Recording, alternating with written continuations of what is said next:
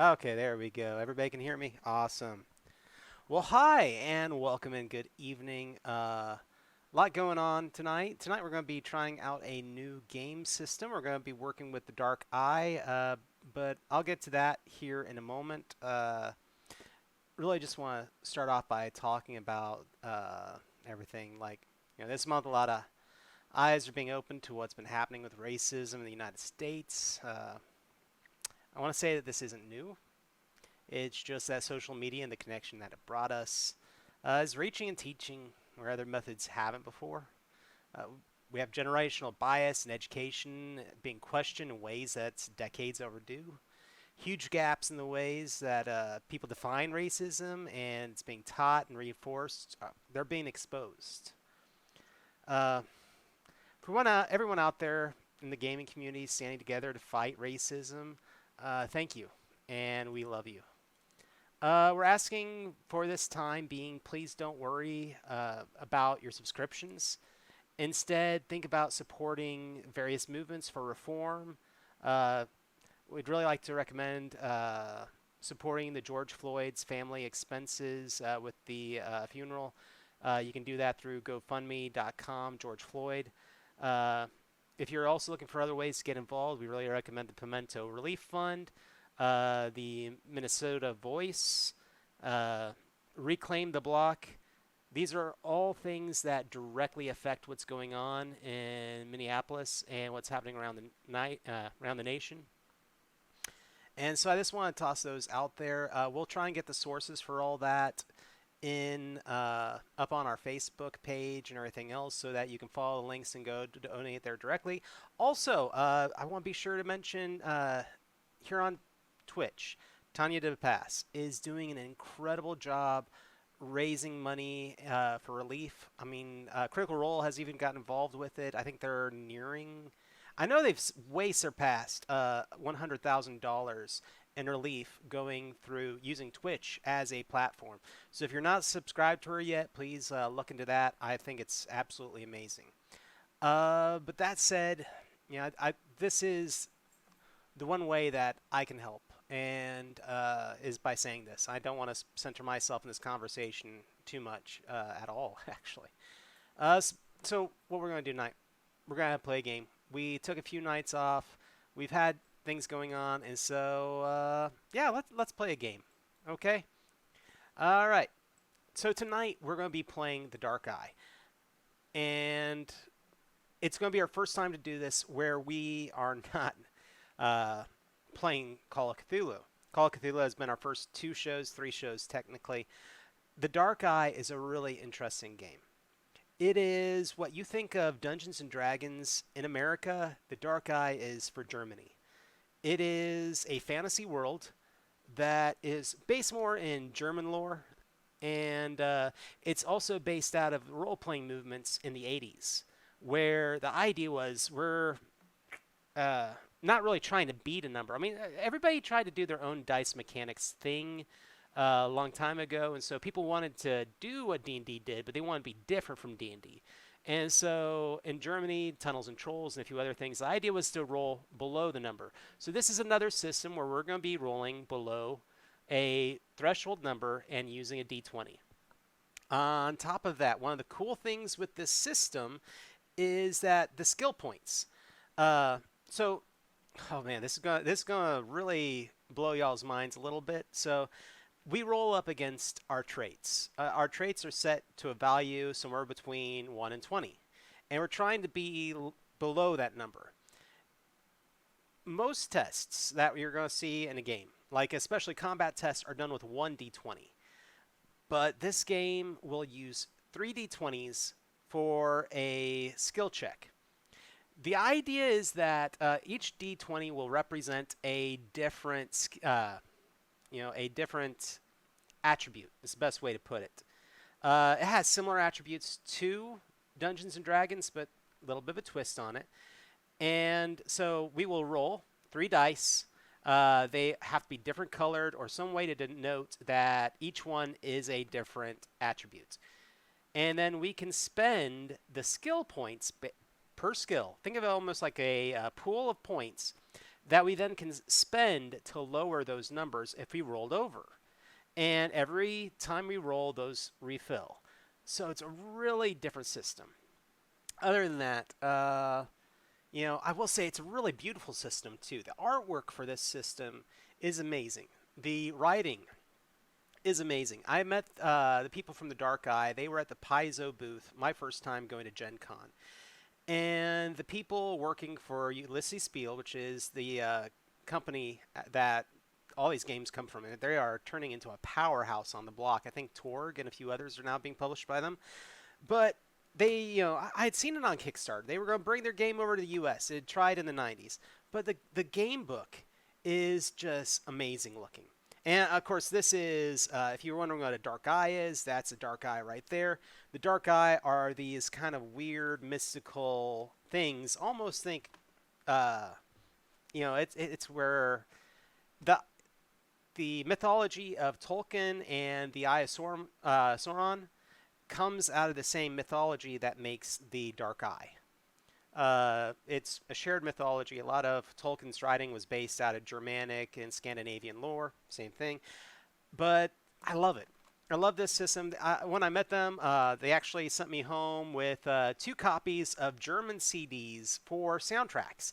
This is music, and each one, like a lot of their CDs are specifically made for adventures. Like they have a CD, and it's kind of silly. I love it. There's a choir. And it's supposed to be a bustling tavern, and they all break out into songs singing this local legend about a witch. Of course, it's all in German, but it's a lot of fun. But no, God, I love all the stuff they gave me and all the neat stuff that they have. These are little cup things, and each one is a different bar that is in this world.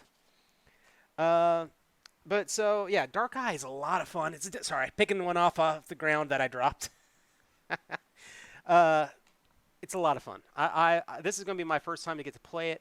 They have video games. They have, fiction novels, which I've read. And so the opportunity to actually play in this world now as a tabletop game, because not too many people either want to run it for me. I'm like I think I might be one of the few people in my friends group that even knows it exists. But it's a really cool concept. I love it, and it's fantasy. So neat. I do want to address one thing before I go any further, and that is it's a very Eurocentric game. And what I mean by that is that if you look through this game book has a lot of the same things that you'll see in old D&D, where everybody, I'm just going to bluntly say it, everybody's white. And so there's a lot of the concepts that, if this comes over to the U.S. again, they do an updated version of it, they might want to start thinking about updating their artwork and a little bit of their stuff for that. So in the chat, thank you so much. Let's see, I got Papin, and I've got Sean, and I've got David. Thank you all so much for coming out tonight. It's good to have you all here. Other than that, I think we're going to go ahead and get started. I've explained the rules, explained how it worked. Yeah. Oh, and I will say this also.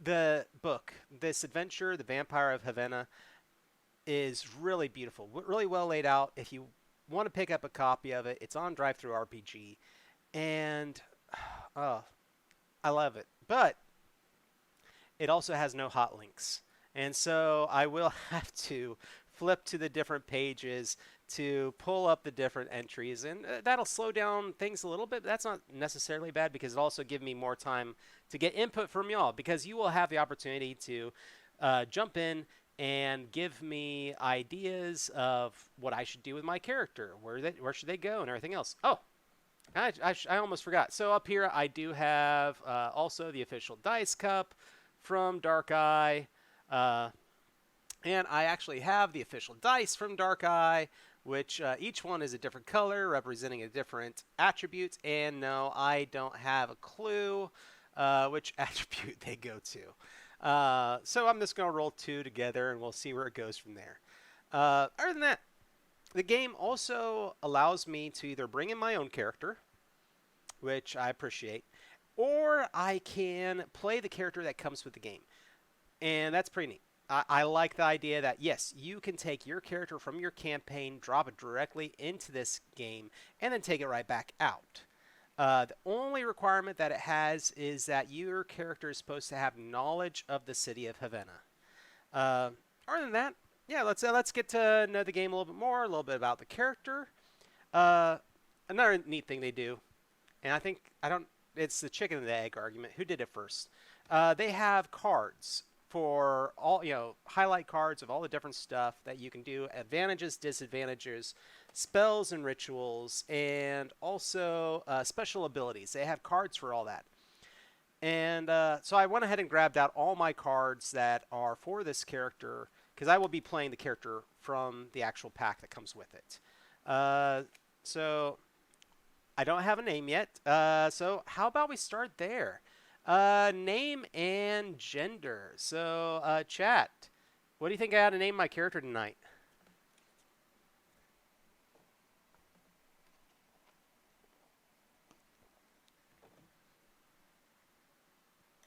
And I'm waiting. Is everything coming through well? Any lag or anything?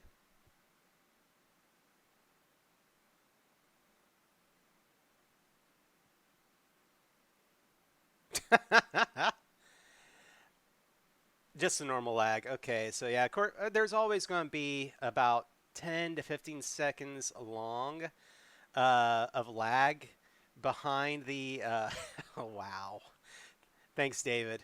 Boo Boo Kitty from, you know the whole phrase. I'm trying to keep it slightly PG-13. Grabble Jorhast. Grabble Jorhast. I got that's a pretty good one. Steven Papin says Dudley Do Right. And that doesn't work for this actually, because I'm definitely not a do writer.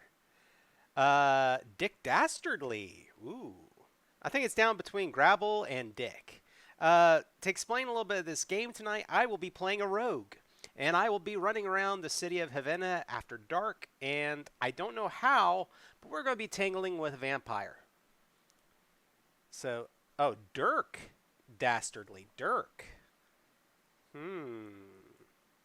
Grable.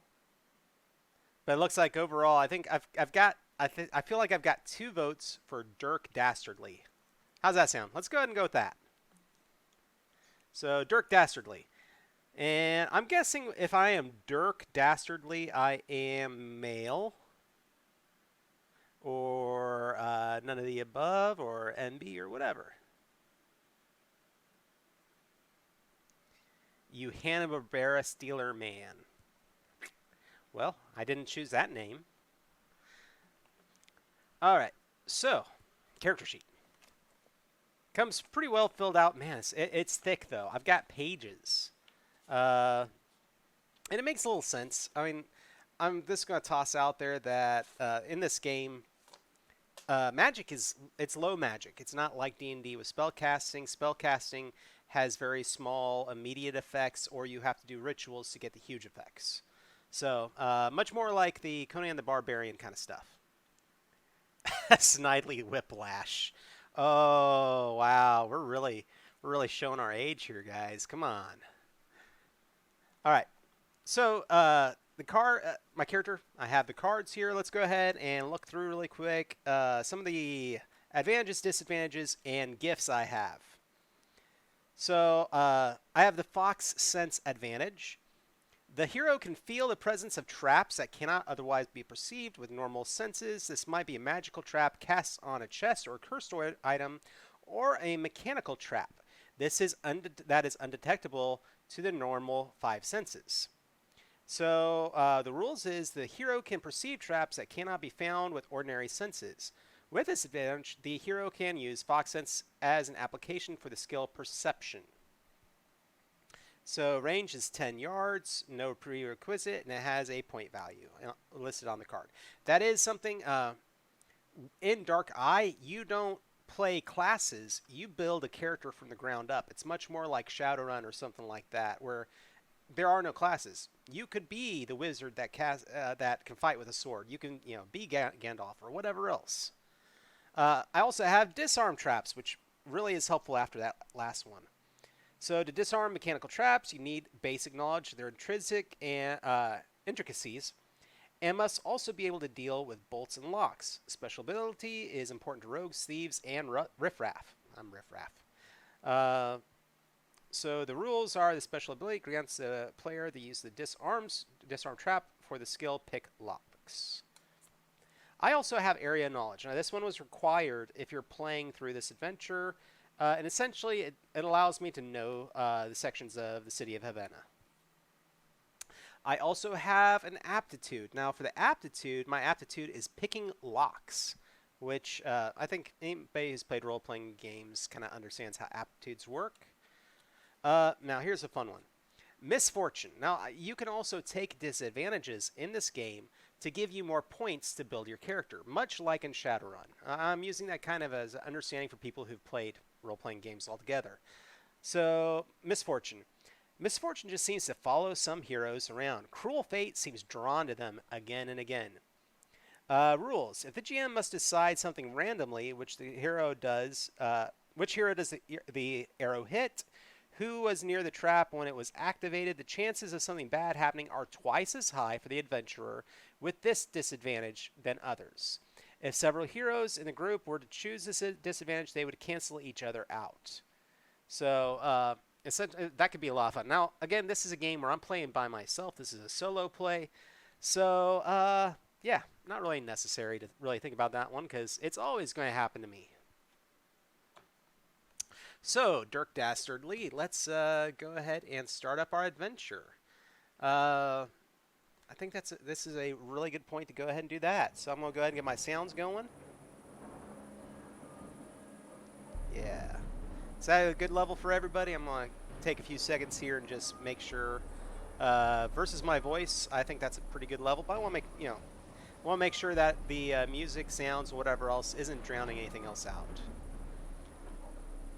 So, pretty good. Oh, Chumley. No. There is no rogue Chumley. So, yep. And thank you for getting that out. So the links are down in the chat for all the different things to look into. Thank you all very much. Yeah.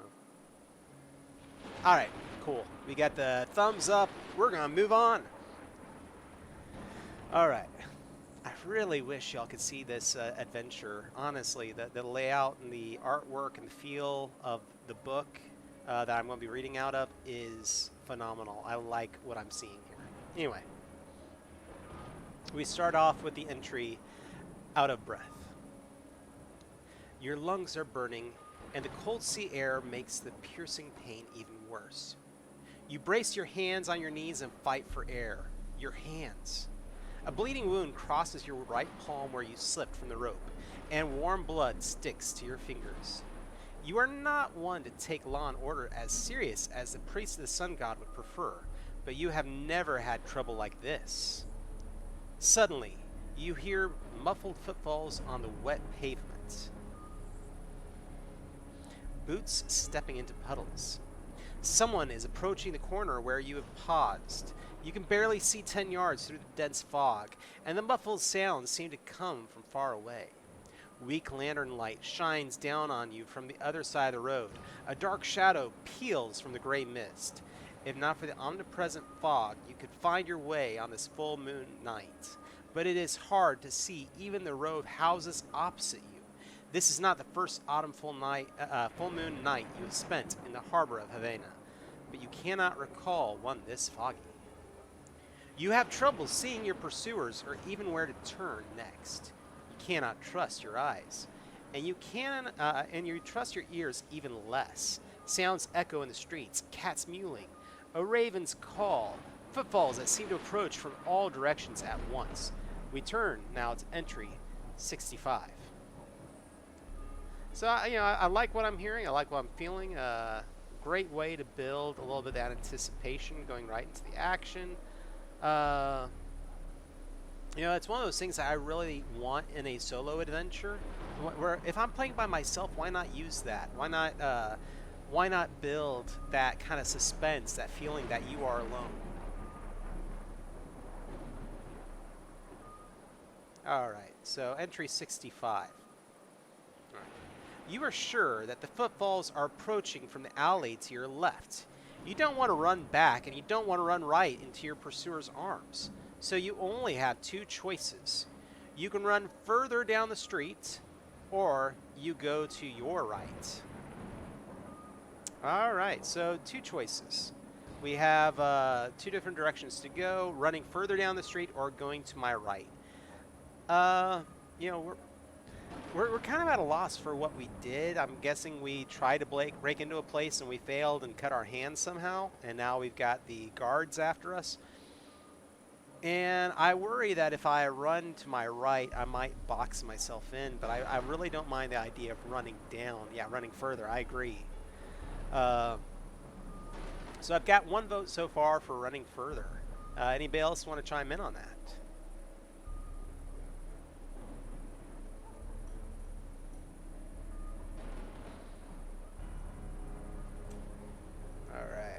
So running further. All right, sounds fair.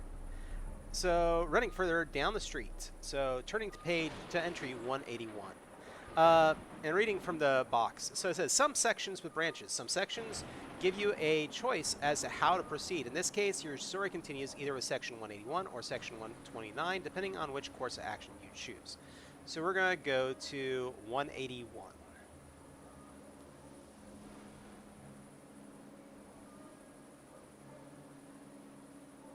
I understand, from what I hear, this is a fairly lethal mission. Like, according to some of the rumors, like, the developer played this online and over a course of several different games and died a lot of times. Not obviously not the developer of the mission, but one of the people who works for Ulisses Spiel. Oh. Uh-oh. In entry 181. Over there! The angry shout is followed by another, and your pursuer's footsteps change from a steady walk to a quick run. Time to get away. You ignore your burning muscles and the pain in your hips as you run down this side alley. At the end of the street, the neighborhood changes over to simple huts or fissures. Nets are stretched out to dry between some houses, and coils of the rope create tripping hazards on the slippery cobblestones. A short distance ahead, the road takes a sharp bend.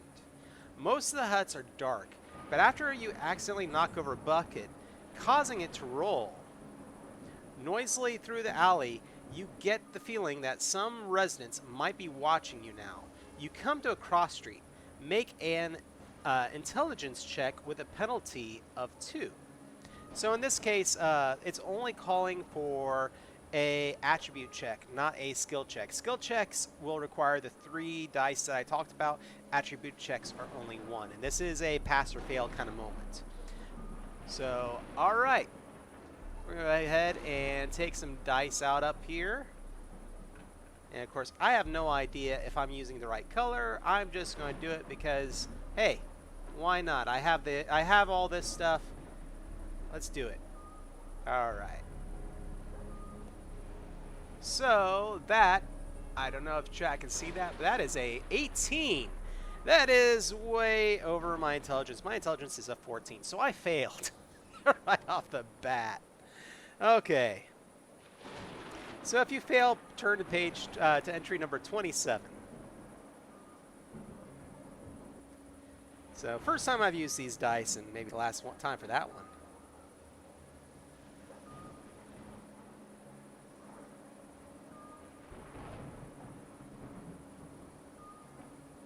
So here we go, 27, we're in the 50s. As like I said, kind of the downside, I do have to flip through all this, but, you know, like I said, it gives us more time to think about decisions and for everybody to, you know, chime in. So entry number 27. You hurry down the street towards the crossing when suddenly you see a shadow in the fog. You try to step to the side, but you are not fast enough. Something hits you hard on the back of your head and you collapse. It is a miracle that you do not pass out. You roll onto your back and try to collect your wits. Standing over you is a tall woman who points her dagger at you angrily. Looking past the blade, you recognize the broad-shouldered, red-haired woman in her 30s whom you saw just a while ago. She glares at you with an expression like a raging bull, and you know that you will not be able to avoid a melee. Unfortunately, she is most likely the better fighter. She tries to stab you again, but you dodge to the side and roll.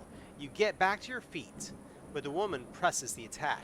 You manage to draw your weapon just in time to ward off her next blow. After you survive one round of combat, turn to section 113. Okay, so I'm going to have to fight this lady. So surviving one round of combat. Yeah, this is going to be kind of interesting. So I have a weapon, I believe. It said I just drew. Draw your weapon. So I'm going to attack her. Stab her and take her stuff. I wish it were that easy. So for my my attack, I get to make a agility check with a 14. So, all right. Let's go for that. Ooh, sorry. I should have rolled that up there for y'all to see. I'm going to not use this dice for a bit. That one was a 5. So that is a success. Now, technically I should roll a d6 to see how much damage I did, which 3 points of damage. Hooray. She's the better fighter. All right, so page 113. Or entry 113, I should say. And, oh, I bet she gets to attack me too, don't you think? If I survive one round of combat with her. So let's go back to that 27. If I'm surviving one round of combat. All right, here we go. So she has a weapon. Of course she has a weapon. Why wouldn't she have a weapon? Quick draw. There it is. Okay. So she is going to try and stab me. Her ability to attack me is going to be a 12. So let's see if she hits me. And I'm going to give her that really bad dice. Sorry, guys. The really bad dice that just rolled a 2 for her. Yeah, no, Dirk will probably die right here. Thanks, chat. But she rolls a d6 as well. She's not as strong as me. Interesting. That's 7 points of damage right there. Thankfully, that does not kill me. So we're going to go ahead and take 7 points of damage. All right. Fun times. All right, now we turn to page 113. So I did survive it. Boy, am I hurt.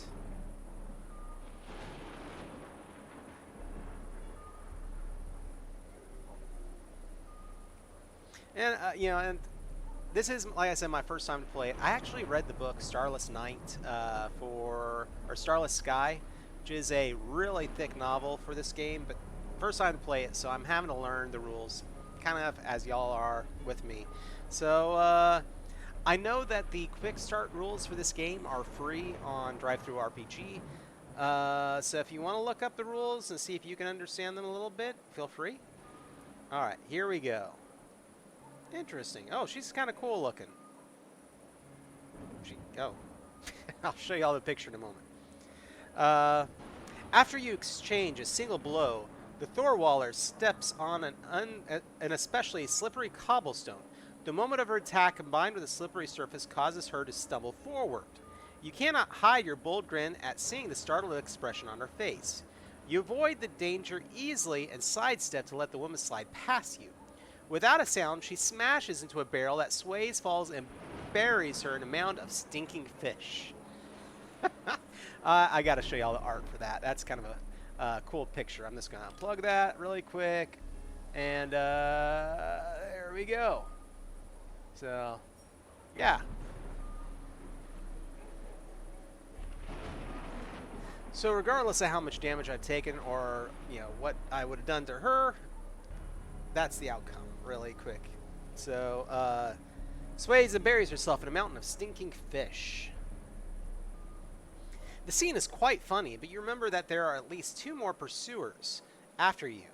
You clear out, it says, do you clear out, or do you linger, unable to resist saying something humorous which you just made up? Okay. So do I run, or do I try and play the rogue?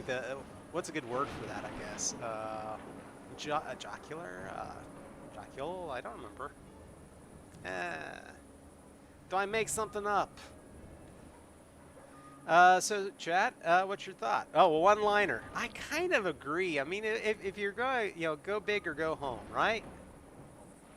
I mean, it's not like I haven't died in one of these games before. Make something up. I agree. I agree utterly. Why not? All right. So, chat, we're going to go, and we're turning to entry 40.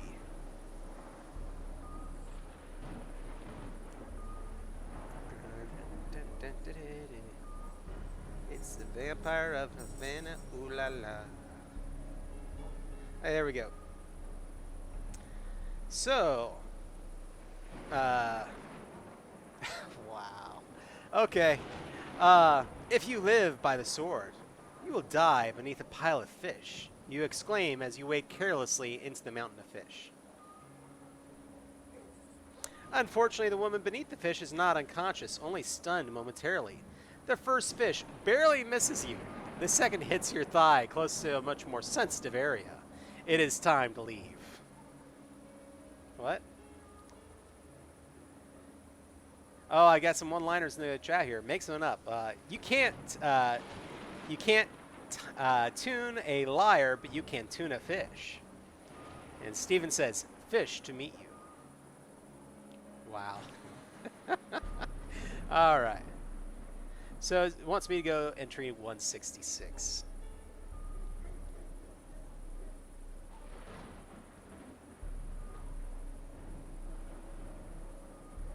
All right. Here we go. So 166. You remind yourself to be careful as you sprint down the alley. Even though luck was on your side tonight and nobody was harmed.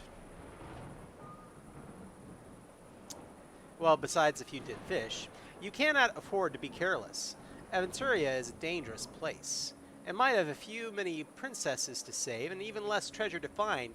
At least that is how it seemed to you, especially when you considered you always empty purse, or especially when you consider your always empty purse. But there are probably lots of dragons guarding their gold hoards jealously. You just have never seen a real dragon. But you know they are real, just as you believe in the 12 gods. And of those, Fex, the Lord of Thieves, has always been your favorite. You've never seen him manifest, how could you? Since he lives among the other gods in a splendid place called Alvaron. But you can always feel him near you. Fex supports those who are cunning and know how to help themselves. You always had a knack for helping yourself, even though you rarely left Havena's harbor district. You have certainly never seen the mysterious Undercity, which is rumored to conceal demon-worshipping cults. It is a known refuge for the enchanting green and blue-skinned merfolk, and you have heard many tales of sea monsters inhabiting the Undercity too. Several years ago, the city guard drove a living sea serpent away from there, or so you've been told. You realize that you have heard much more about the world than you have seen yourself. The Empress? She lives in remote Gareth, capital of Middenrealm. Mages? They are supposed to live everywhere, but magic is forbidden in Havena, so you do not know if you have ever met one. Dwarves? People say they exist too, but they live in dark mines beneath giant mountains and cannot swim. It is no wonder that they avoid harbors. Elves, witches, mermaids, well. So, yeah.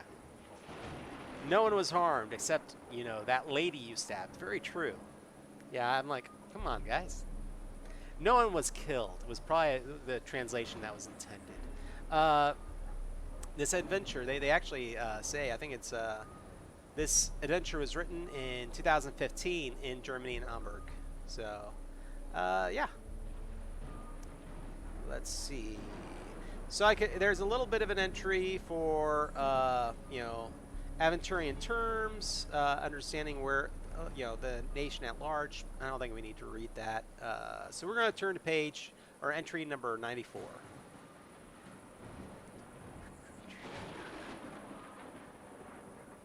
And away we go. So, interesting adventure. I hope everybody's enjoying this. I know I definitely am. It's not every day you get to play, you know, that's why I kind of like these solo adventures. You get to play things you'd never play any other time, except if you got to a convention. Now, of course, all conventions this year are pretty much canceled, except unless you go online. There's a really awesome convention that online that Renegades was going to do. I was really interested in, but work schedule being what it is, there's no way I can go. Anyway, entry number 94. It was 94, right? I think it was 94. So, you suddenly find yourself at a dead end. A 9-foot wall rises up in front of you, and you hear footfalls echoing through the street behind you. There's only one way out of here. You must climb the wall. Luckily, somebody left a wooden crate nearby. It looks sturdy enough to support your weight while you try to climb. So make a climbing walls check. Now, if you remember I said, so in this game, we use 3 dice. So I'll go ahead and set 3 dice up there and move this one out of the way. So 3 dice, and I have to roll below my stat for each one of the stats that's called. I then have skill points, and I can use those skill points to pay off. If I roll over, let's say like I roll a 15 and I had to roll a 13, I pay 2 skill points and lower it to that, you know, level. Now, I don't know if they're going to do this. I haven't really looked through this, but there's also a degree of success. Now, depending on how many skill points you don't use in a skill check, like let's say you rolled below on all 3 of your skill checks, and you're really skilled at climbing, like you have 7 points to spend or something, those 7 points are weighed against how well you did for that skill check. And all those points could mean you did really good. Or, you know, let's say that you only had 3 skill points. Because you're not really that skilled in climbing, then it does, you know, ultimately, like in this game, I think it's a 1 and a 2 is like you did a minimal success. So, yeah. It's really interesting because that kind of gives you a degree for the GM to work with and for you to understand how well you did in the test. Anyway. A lot of things I've been learning looking through the rules for this suddenly. Right. So the climb walls check requires courage, agility, and strength. And I also need to look at my sheet that has my climbing check in it.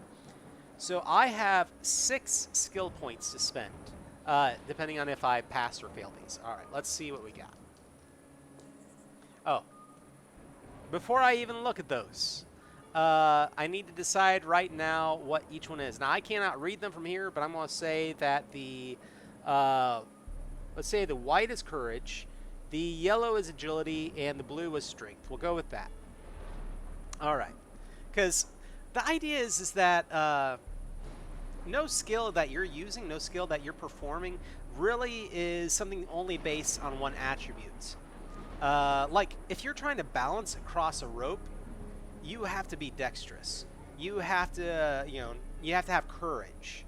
And, you know, at the same time, maybe there's a certain amount of intelligence with the skill that you have to use. And so that's where this idea comes from, is that no skill check is just one attribute. It is multiple attributes working together.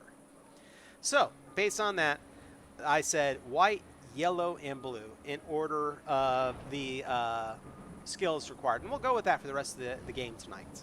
All right? So white, I rolled an 11 for my courage. Now, my courage was a 10. That means if I want to succeed for the courage part of it, I'm going to have to spend 1 point. Okay? So 1 point so far. But that is a success. Agility. And I said yellow is going to be my agility. I rolled a 13. My agility is a 15, so I don't have to spend any points to make that work. So far, I've passed. The last one is that blue, and that was a 20. And I had said that that was strength. So my strength as the rogue is a 10. Now, I cannot spend enough points to make that a success. No matter what I do, finito. So hopefully everybody followed that. So essentially, I failed that test. All right, so on a failure, I turn to page 6. All right.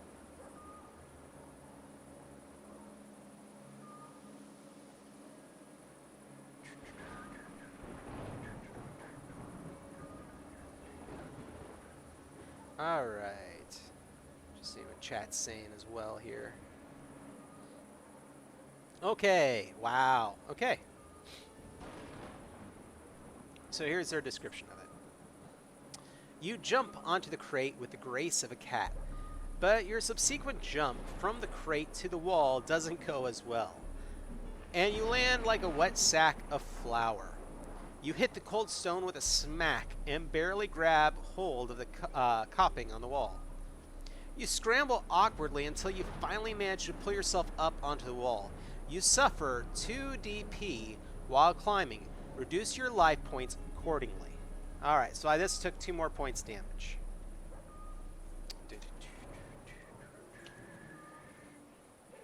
Alright. Fun. Alright. You look down from where you are sitting and think you see the sparkling surface of a body of water. A channel on the other side of the wall is probably too narrow to navigate, but definitely too wide to jump. Running along the wall seems to be your only option for escape.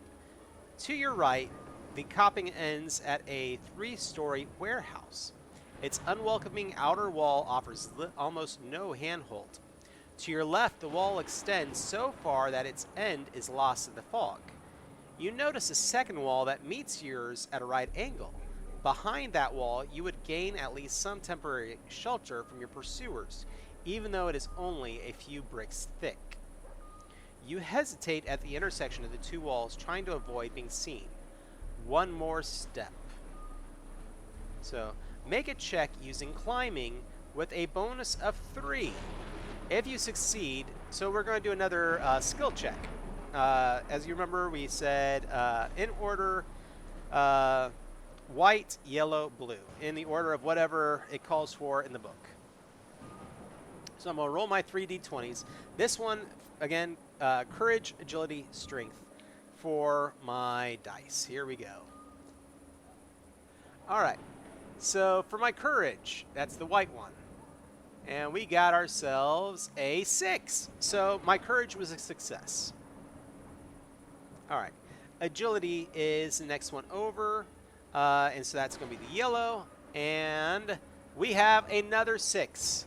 This is getting kind of interesting. So, second part of that test is done.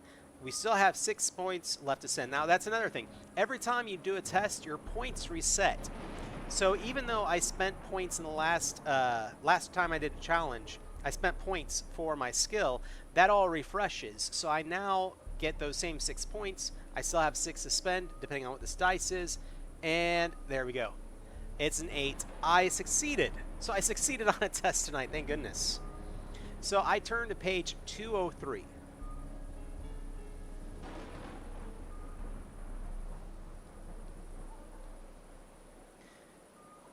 Yeah. So what do y'all think so far? You liking this system? Yeah. I kind of like fantasy, and I haven't played any fantasy in quite a while, which kind of interesting. I got kind of burned out a little bit on some of it. You know, I've been I guess I don't want to be that guy, but I have role played for a long time, and I'm like, I want to play a few different games. So yeah, David says, yeah, this is fun. All right. So entry 203. And so Steve says, I don't really like that if you pass 2 of the 3, you still fail. I understand. You know, it's really weird that, from my perspective, you know, that for this game, it's only skill checks that use 3 dice. Your tests and your attacks are still only 1 dice. Well, except unless it's an unarmed attack. And then strength and dex actually work together, which I think is cool. But that's just me. Oh. Roxy says she's going to look up the colored dice reference so I can use the right dice for the right things. Yeah, I understand. All right. And I said 203. So you move forward gracefully for a few more yards and then drop down behind the wall. Make a body control balance check with agility, and con with a penalty of 2. Wow. If you succeed or fail. So another skill check. This one has a lot more skill checks than the ones for Call of Cthulhu, which, you know, Call of Cthulhu is much more narrative driven. You know, it's all about, you know, investigation. While this one, I kind of feel the whole stress of the situation a little bit, which I like. So 203. All right, and I need to do the check. My producer is coming into the room. Huh? Yeah. Yeah. There we go. Huh?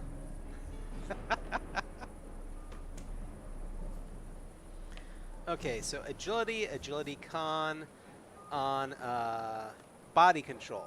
Now my body control, ooh, I have a 7 in body control, so and I'm gonna be using that for balance. What's up? Body control. All right. And so again, I'm just going to use the same dice I have been. So agility, constitution with a penalty of 2. So here we go. All right, so the first one is a 17. So that my agility is a 15, so that means I have to spend 2 of those points. So I've still got 5 points left. All right, next one. That was that yellow. 17, so I spend 2 more points. I've got 3 points left to try and make it with that last dice. So, how is that possible? 17 again. I got 3 17s. Now, on that last 17, that was a Constitution. Now, my Constitution is a 12. So even if I spent all my points, I don't succeed. So I failed. Turn to page 105. Yes. I think it's an interesting... I personally feel like it's kind of interesting that I have points to spend to try and lower these checks. And you got to remember, this is a game that the development was in the 80s originally, with a lot of the way that this runs. And so when I think of a lot of the older games, like when you think of Palladium and some of the other games out there and the way that they really had a lot of mechanics, I'm not really surprised. Anyway. And all of a sudden, I forgot what page I'm supposed to be turning to.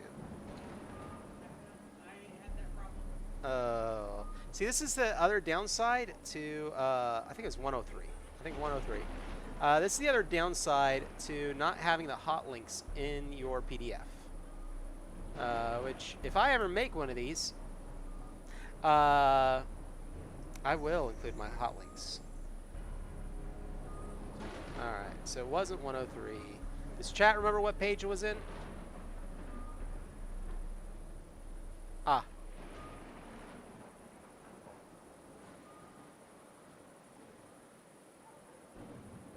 Alright, I think it might have been 105. Does that sound close to right for chat? Dorkistan says hot links like sausages. Nah, I wish. If there were sausages in this game, first and foremost, ew. They ship their books with sausages. It is German. True, true. If they were dried sausages, I could see that working. But no, I think it was 105 because of how it reads up, and we're gonna roll with it. But hot links like so it's I'm not working with a Dorkistan. He knows. Oh well.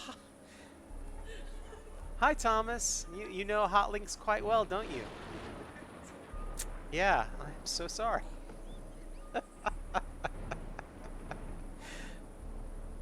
All right. Speaking of which, do you want to? Yeah. Oh, they're delicious. Yes, thank you. Okay, so 105. You land badly on your shoulder, throwing dirt in all directions. Soil and grass fill your mouth. Luckily, you did not land on pavement. You suffer only 2 DP. Subtract 2 from your life points, directly ignoring any protection on that. You pick yourself up and duck through the gap between 2 houses. So, yeah, I took 2 more points damage. So far, I have taken a grand total of 9 damage. So, maybe I wasn't supposed to take damage on that first one. Thank you very much. My producer has given me a sheet. So, agility is supposed to be blue, charisma is black, constitution is white, courage is red, dexterity is yellow, intuition is green, sagacity is purple, and strength is orange. So, alright, there we go. What is my max health? My max health is 29. So I'm still doing okay. You know, it's not like this is gonna end that quickly, except that I'm playing. All right, so 170. This is a lot. That is a lot of colors. I agree. It is a lot of colors. You know, doing game development a little bit, I've always, you know, paid attention a little bit to how colors are perceived, and that's one of those things that you know, a lot of board game developers are now having to think about, especially for people who have various levels of color blindness. How does that work? And also, what about, you know, people who are visually impaired? How would they work with that? Obviously, they could roll a dice 3 different times, but you know, it's one of those things that sometimes we need to think about those things. Anyway, 170.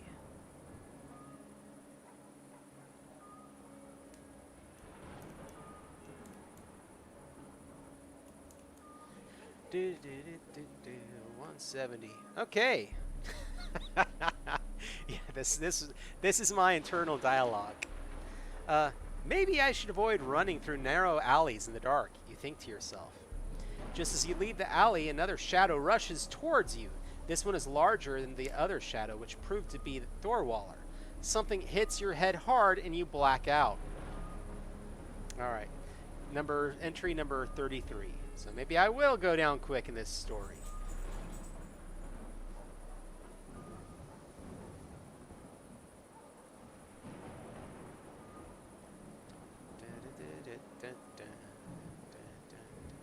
Wow, this is going to be a long one, guys. 33. It looks like we're going to do a flashback. I want to turn off a little bit of that weather, because it would not be thundering as close. There we go. Alright, so 33. Earlier this evening, the Disca Preo set an hour ago. But given the dense fog that had been lifted through the alleys of Havena, the large port city in western Aventuria, since this morning, you would not have even noticed. So basically, you know, the fog was pretty thick even then, because they're talking about the sun. You can barely see the other side of the street in the fog, and you would probably have crashed into some bystander if you had been out wandering the alleys.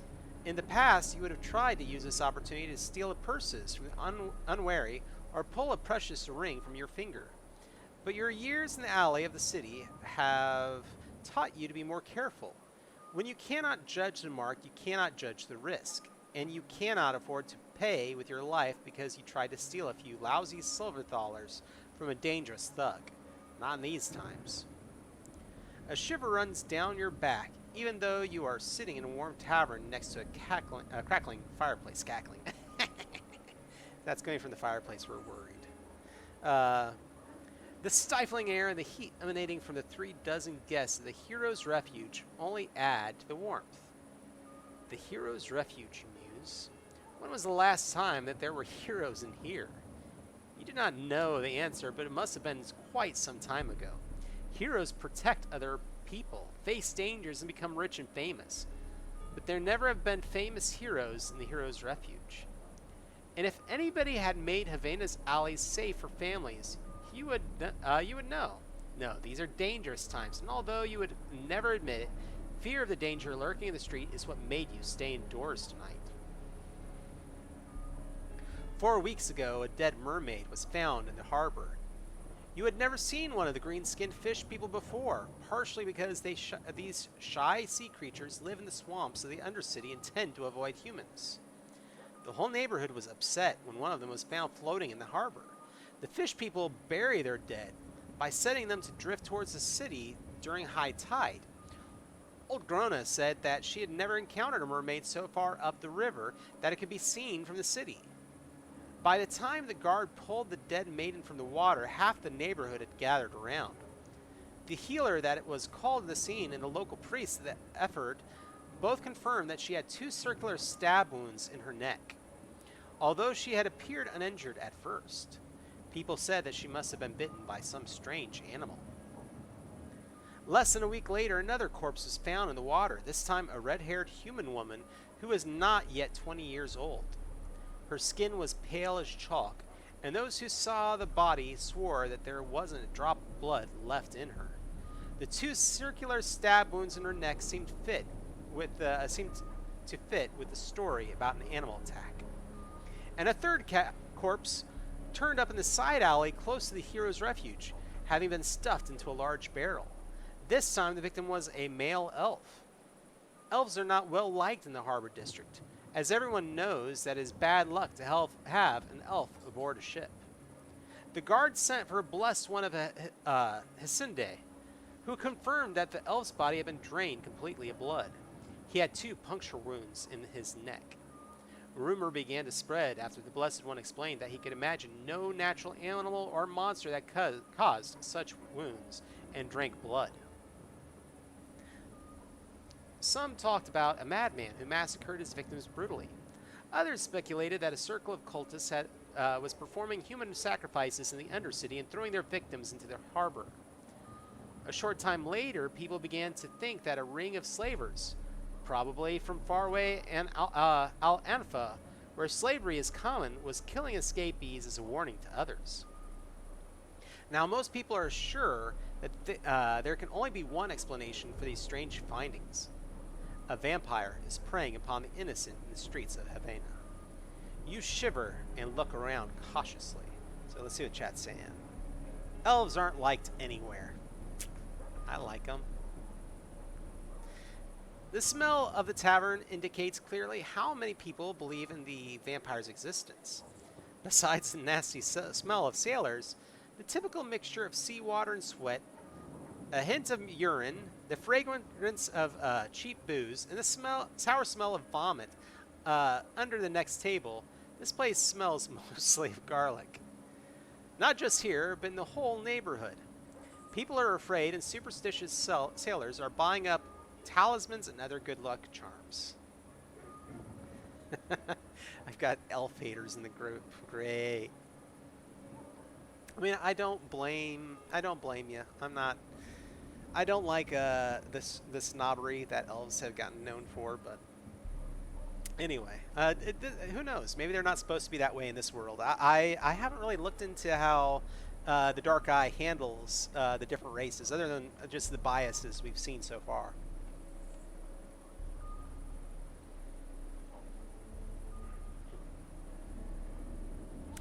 Oh, well, this sounds familiar.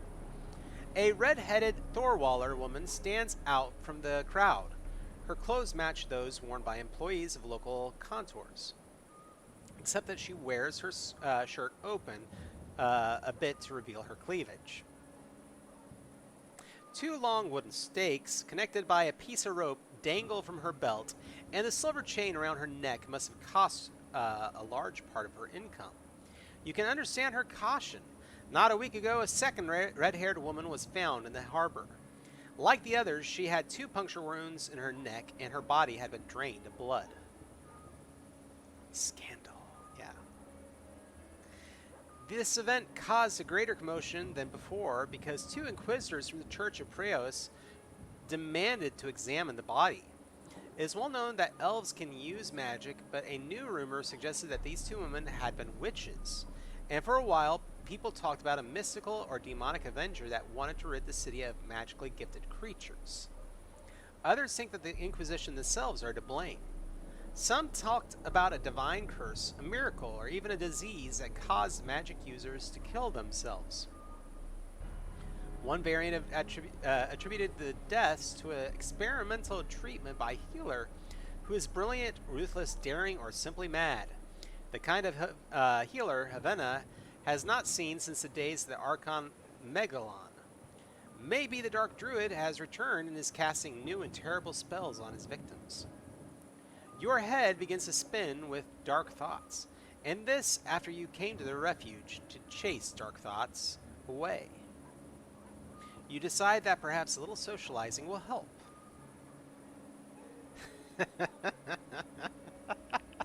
Oh, thank you. Chat said, saucy seductress, does she not know vampires are attracted to Satan's blood sacks? Yeah. There are many sailors in the common room. Most of them are local men and women who earn their living as fishers or deckhands. Half a dozen pilots sit on the corner, passing a jug of spirits around and using the bad weather as an excuse to get drunk, since no ship would dare navigate the delta of the great river in this fog. At another table, some sailors are gambling with dice. An old woman gets up to leave, and you could take her place. On page 192, when you look around to find other ways to amuse yourself, you notice the red-haired doorwaller woman sitting at the counter with a tankard, staring thoughtfully into her beer. The seat to her left is free, and she seems to be unaccompanied. Page 86. 2 old city guards, Trode Peatcutter and Alric Blighter, sit across from the empty seat. You are sure that you haven't given them a reason to look for you recently, and even if there was a reason, they wouldn't care during their free time.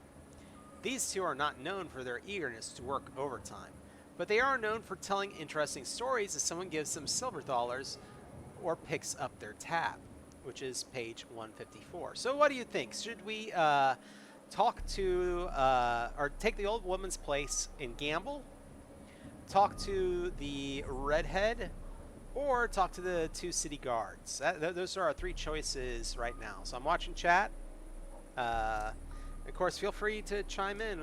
If I get 2 votes on any of them right now, just so we can keep the story moving, I will go with them. So, the redhead. Redhead. Oh, wow. Everybody wants me to go meet the bosomy lady, huh? Always go with the redhead. Okay.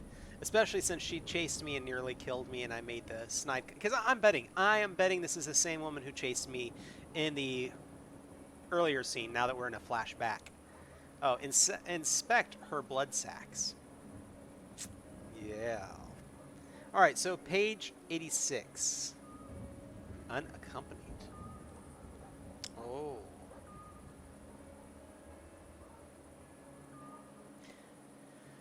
So where's all the saucy commentary that after I provided some last game? Oh, see if she's wearing the appropriate amount of garlic. There's only one way to find out.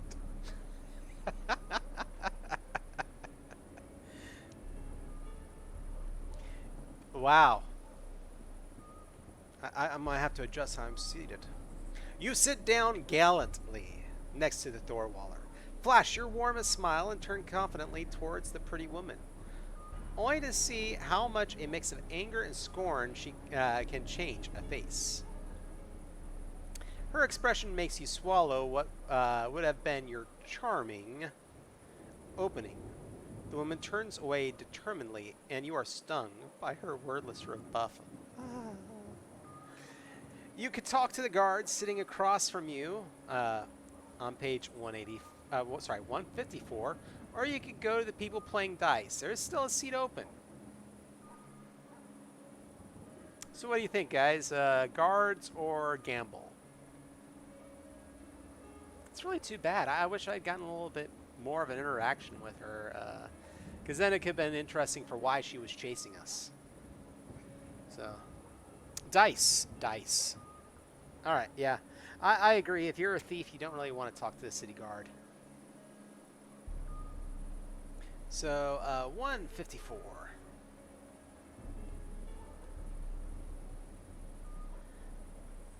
So, let's see. Oh.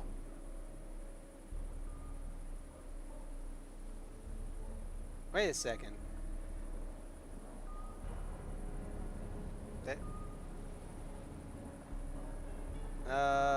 That can't. They had their pages switched. Does anybody remember what entry we were in? Because it sent me to go talk to the guards. 154 ended up sending me to talk to the guards. So I think we might be stuck with this one unless anybody can remember the previous entry.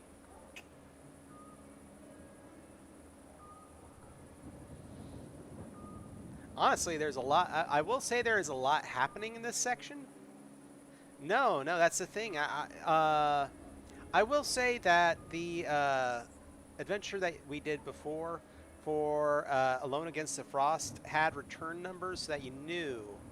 No, the numbers in parentheses were for Alone Against the Frost, and I liked that when you started an entry, it would tell you what entries would have sent you there. This one, unfortunately, does not have that. So, sorry guys, looks like we talked to the guard. And I will say the guards look charming. Would everybody like to meet the guards?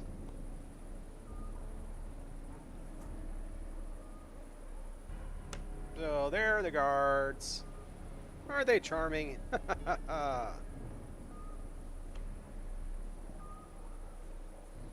Again, I really do like the artwork and layout otherwise. I mean, there are a couple things we're pointing out. And as we go into more books, look at more different systems, you know, it's one of those things that we're going to discover the things we like and don't like of how they've laid these out. And, you know, it looks like we're going to be in the tavern for a bit, so how about we go to a tavern? Let's see, tavern. So, or how about... So we got a inn. We have a restaurant. Restaurants usually don't. Usually, I find that restaurants have a lot of clinking of dishes. For instance, I'll show you. I use a program for my background sounds.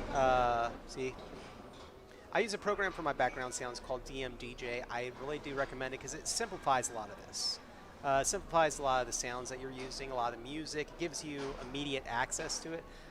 Which some of the other programs that are out there, like Sirenscape and DMDJ, are both free to use for streams. They don't mind at all. The guy who made DMDJ has moved on. He's now doing TV sound work in Europe.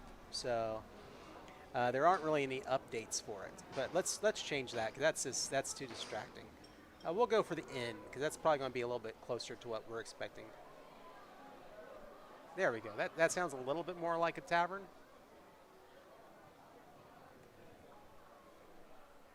All right, so, Trode, is your shift over already, you ask, knowing how stupid your question sounds? You sit on the stool next to Trode, order 3 jugs of mead, and toss a silver dollar on the bar. What are you up to? Ulrich asks suspiciously. You know that we aren't on duty. Are you trying to find out who is patrolling tonight, or whether a crackdown is planned? You open your eyes wide and wave away the accusation. Trode lowers his head conspiratorially and whispers, Information like that would be worth a lot more, if you know what I mean. You try to play innocent. No, no, I am an honest burgher. You start to say, but the guard's loud laughter interrupts you. Trode wipes, and burger, you know, you're from the burg, you're from the city. So a lot of terms that we don't use, but are going to be a little bit different. Anyway, explaining. Trode wipes away a tear from his eyes, and Alric remarks with a chuckle that this was the funniest thing he's heard in a long time.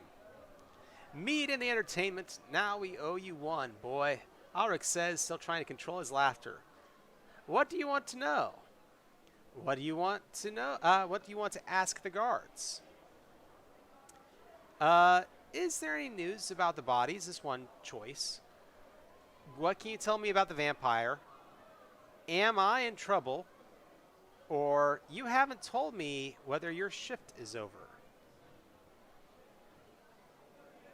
So, what do y'all think? Should we ask news about the bodies, the vampire, am I in trouble, or are y'all still on shift? It's really interesting. 4 choices, but I kind of like that.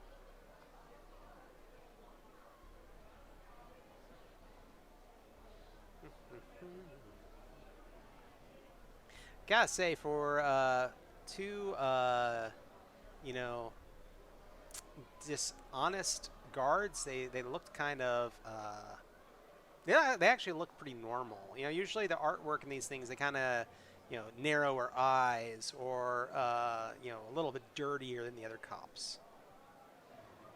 So I've got 2 for shift.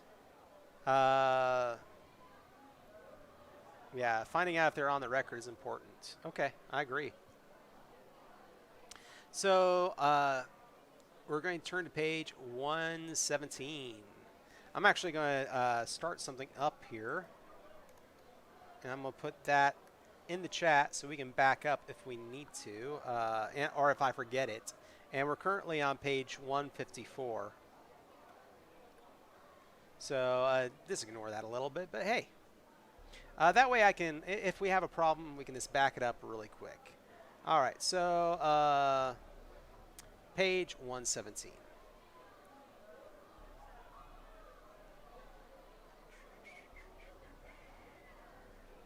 All right. You're joking, aren't you? Trode asked dryly. If you are trying to pull our leg or waste our time, Alric adds, then you'd better get lost before we get angry. No, wait, you plead, trying hard to think of something to say. Finally, you open your mouth to speak. So, bodies, vampire, or am I in trouble? Trode ass is all I heard. So do I need to reread that, that entry? We get a little bit of lag there.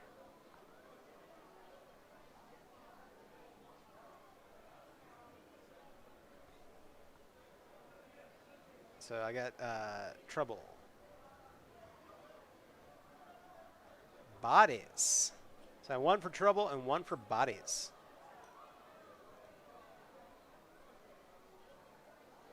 So, you know, asking if I'm in trouble, I don't know. After the way they responded to the last one, I kind of think I ought to go with bodies. Oh, hey, Jessica, thank you for coming in. Oh, great, thanks. All right. So we are going to go ahead and go with bodies. So entry number 68. All right. Trode murmurs in thought. What have you heard? You tell them what you know about the 2 witches, the mermaid, and the elf. Sounds like a great joke for a bar. You explain how the bodies had peculiar puncture wounds in their necks and were strangely drained of blood. You know an awful lot, Alric says suspiciously. Are you involved with these murders? No, you assure him. Almost everybody knows that much. The 2 guards look at you sternly for a long moment. Then they break out laughing again. Well, don't worry, boy. Alric says, smiling. Not even a fly would think you were the killer. Alric continues laughing while Trode says soothingly, don't tell anyone, but the guards hardly know more than you. A blessed one of Preos examined the body and is convinced that both red-haired women had no magic at all. If you don't want to make a fool of yourself, you had better stop saying that the Vampire of Havena killed 2 witches. All right, so that is actually an interesting thing to go ahead and bring up for the World of the Dark Eye, is that there is an order of witches in this game, and that they're not like when you think of witches, you probably think closer to like the British definition, where witches and hags, they lived in bogs, they had long noses, they were seen as these crones. So in the World of Dark Eye and in German lore, instead witches are more like, mystics, druids, things of that nature.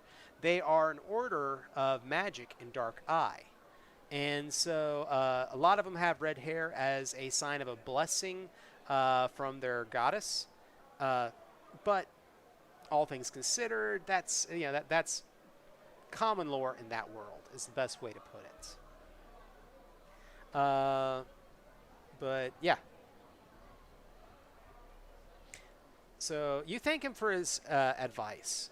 Trode asks you amicably to leave and then adds, I have told you too much already, and if you don't go, my friend Alric here will die of laughter. Then I really would have to arrest you for murder. Upon hearing these words, Alric collapses in a laughing fit. He beats one fist on the table and drops his mead jug to the ground.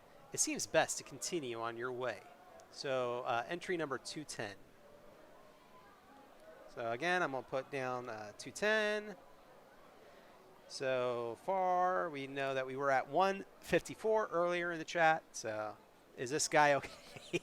I don't know. I mean, there definitely is a different feel to this setting. So we are going again to 210.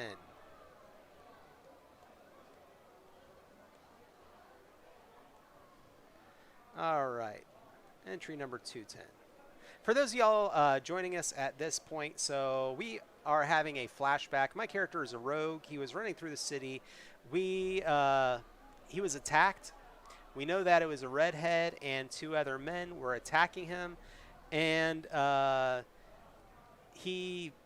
failed pretty much every test I had, but I managed to get away, or so I thought. Ran down an alley and got hit over the head, and a lot of what's happening now is a flashback. So there we go. So again, 210.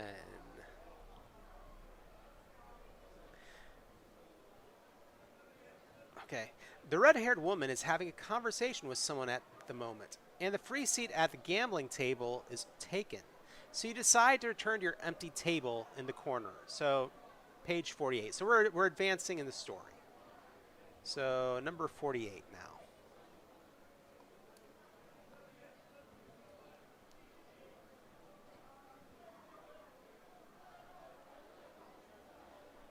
All right.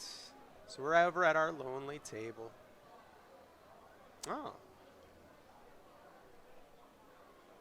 You are barely seated when a large figure appears in front of you, a tankard in each hand. Is this seat taken, my friend? He asks in a pleasant, warm voice. May I sit down? Without waiting for your answer, the man sets the tankards on the table, pulls the chair back, and sits down. He removes his hood to reveal the bare head of a man of 50 years. His crooked nose has been broken more than once and is too large for his narrow face. But the dark eyes under his bushy brow look both warm and intelligent. His clean teeth and trim imperial Rito beard indicate that he is wealthy, and his prominent chin suits a man of high social standing. You note his expensive leather gloves as he removes them and sets them on the table, traces of wax adhering to his signet ring. Excuse my manners, the man says with a propriety that displays his education. Drogobald of Garlsgrog. I'm going to spell this one out for you. Garlishgrotz.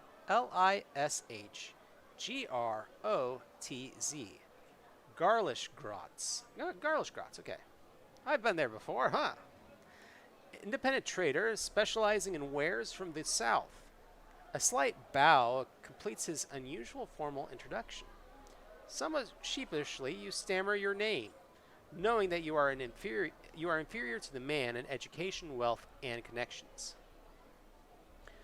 What leads an influential person like you to approach a simple man like me, you ask? Oh, do not be modest, friend, Rojabald says cheerfully. My father always says that the gods give something to everybody. It is not an art to have worth, it is an art to recognize worth. He pauses for a moment to emphasize the importance of his words. I am sure you have qualities that would be of great use to me. He lets the flattering sentence do its work before continuing. I am in something of a predicament, and you can certainly free me from it. In return, you will be rewarded. You furrow your brows. What qualities does he mean? Rojabald leans forward conspiratorially, sensing your uncertainty. So, if y'all would like to meet Rojabald. Yes, Mr. Rojabald, right now.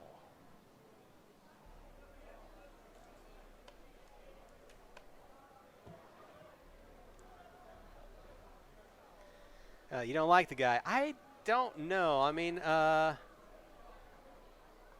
don't know if I like him or not. He's definitely buttering me up for, to go out and do something. Of course, stab him and take his stuff. Thank you, Chad. Listen, young friend, he says in a low voice. A precious cargo that is mine by right is lying around somewhere in a warehouse, but it can't be retrieved or sold. It can be retrieved or sold only by the person with the freight documents. If you own the documents, you own the cargo. Trader pauses as if to make sure that you understand. You nod and he continues. I bought the cargo and I had the papers. Had, you ask? Had, he confirms. Sadness, anger, and determination show in his expression. I bet he needed 3 dice for that. The freight documents were stolen. A bold yet successful event, unfortunately. An employee of a rival threatened me with a dagger in the open street and made off with the papers. Why don't you go to the city guard, you ask? What help could I provide that the guards could not? Okay, this guy's a little dense. Rojabald smiles contently. You are truly a clever person. Given the boldness of the theft, people would view my accusation as an awkward attempt to denounce my rival, who commands such great respect. Cloak and dagger games come with the territory. Even if everybody knew about the theft, nobody would ever admit it. A man like me must be able to solve problems like this without calling for the guards. And that's where I come in, you muse? He nods. You are right, my friend. It is said that you are skillful and smart, daring and determined, and ready to act for a price.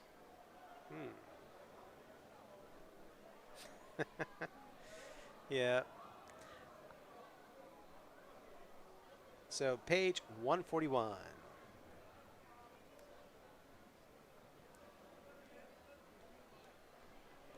All right.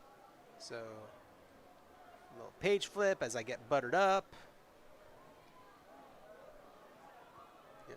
And also for everyone in chat, if this is your first time looking at these kind of games, it is essentially I like to think of it as a roll your own adventure. It's kind of like the old choose your own adventures that we all grew up with, except now you kind of choose a little bit, but when it comes to tests that could go good or bad, there's also the rolling element of a role-playing game. So it allows people, you know how many people I know that they want to play a game and they live out in the middle of nowhere, or like many of us may still be sheltering in place with with COVID-19 still being an issue. This is a great way to play games. So 141. You shiver. Why do you always get taken in just because someone flatters you and promises you money? You have tried breaking into buildings before just because a so-called friend told you to. That first time you were caught by the servants, and you were lucky to end up badly beaten instead of in the hands of the city guard. Your second try ended 15 feet above the cobblestone on the slippery front wall of the house you tried to enter. You screamed as you slipped and fell, and the heap of straw you landed in kept you well hidden from the inhabitants that woke up to investigate the disturbance.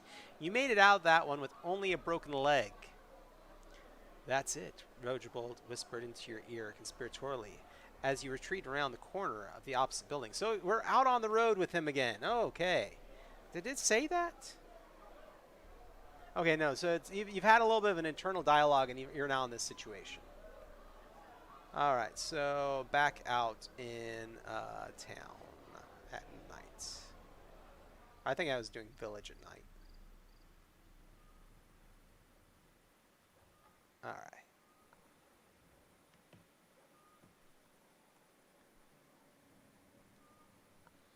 Okay, so on the road again, riding off besides Rojebold again? Yeah. That's it, Rojebold whispers into your ear conspiratorially as you retreat around the corner of the opposite house.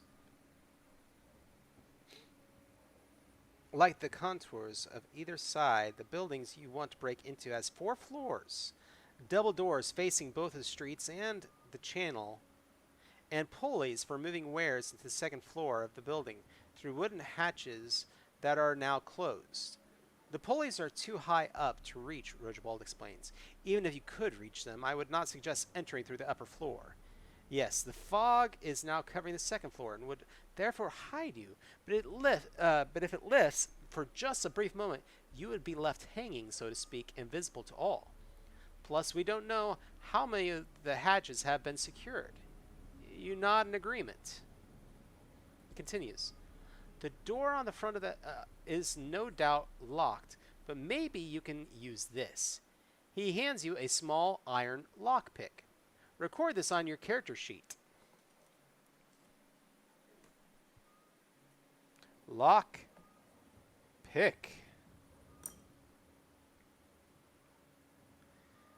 The entrance facing the channels may be less secured, if at all. But to get there, you must sneak through the alley and climb back along its facade just above the waterline. It's risky, but it could get you inside. You scratch your chin in thought. Simply entering the building would be difficult enough, but that was to be expected for a reward of 40 golden ducats. What else do I need to know, you ask? Where will I find the freight documents? Let's see. Gross. He can go away. He needs to get he needs to get off your dick. Damn. Dry your ears off. He just keeps leaving condensation there. Ew.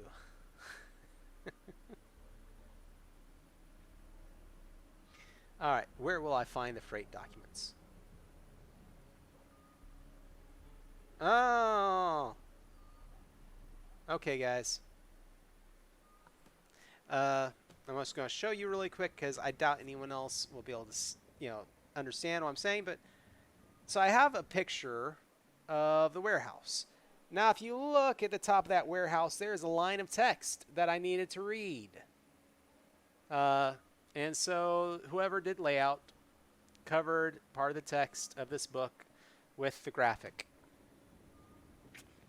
I'm going to try and read part of it. I said if I can make out the tops of it. It says, I do not know for sure. Yeah.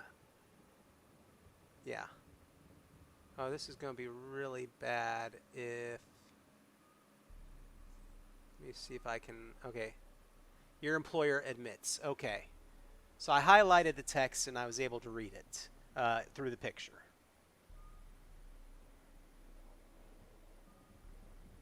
All right. Yeah, no joke. Please. Please do. Ulisses International now has a U.S. office, so if y'all want to send resumes to them, please do.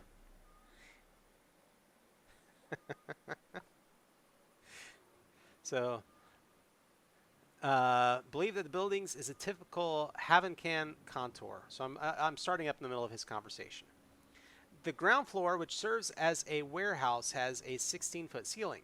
The second floor probably has a smaller storerooms for precious cargo, hence the need for the hatch and the pulleys. Most traders use the third floor as office space and as accommodations for any workers who sleep in the contour. I would store items of great value there, but only if they were secured. Most people use the top floor only to store items that are resistant to the weather. All right, you nod, trying to push away your doubts and gather your courage. Then I will begin. We will meet at the arranged place, and I will bring you your freight documents. May Fex be with you, Rogobald says in a whisper, and he disappears into the alley. Do you want to try your luck with the entrance facing the street or the one facing the channel? So, all right. We've got a choice of street or channel. Now the street, if I'm looking at that graphic that so wonderfully covered the, the text. So looking at that doorway, it looks like there's a whole lot of room around it. Yeah, I've got one vote for channel so far. We don't really know much about the channel, but the doorway looks like it's on a corner of a building, which means that people could be coming from any direction and see you. So I kind of agree with that about going for the channel. Any other votes? Yeah. Oh, everybody's channel. So number 77.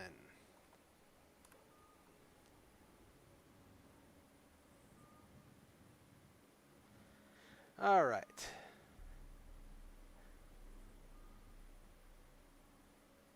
'77 is right here. The alley to the right of the contour is narrow, less than 6 feet wide, and almost completely dark. You wait a moment for your eyes to grow accustomed to the meager light filtering in from the street. Quietly and carefully, you sneak through the restrictive alley until you reach the quay wall that separates the alley from the intersecting channel. At this point, you must start climbing. So it is time to make a climb check. So courage, agility, and strength. And so looking at my write-up here, courage is red. So there's the red dice. Agility is blue. And strength is orange. So hopefully y'all can tell the colors apart online. But here we go.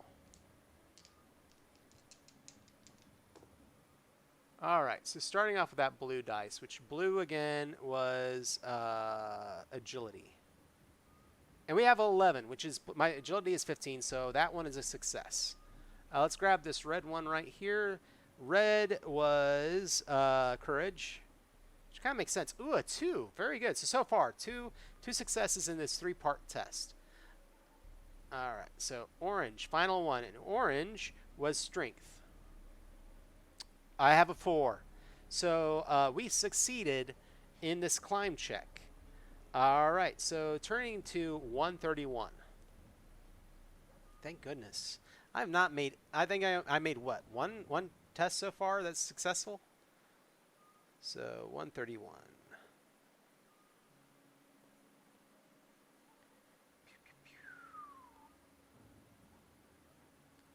All right, I need to put that in chat again.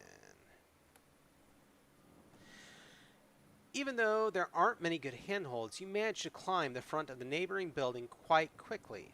You hold your breath as the boat drifts.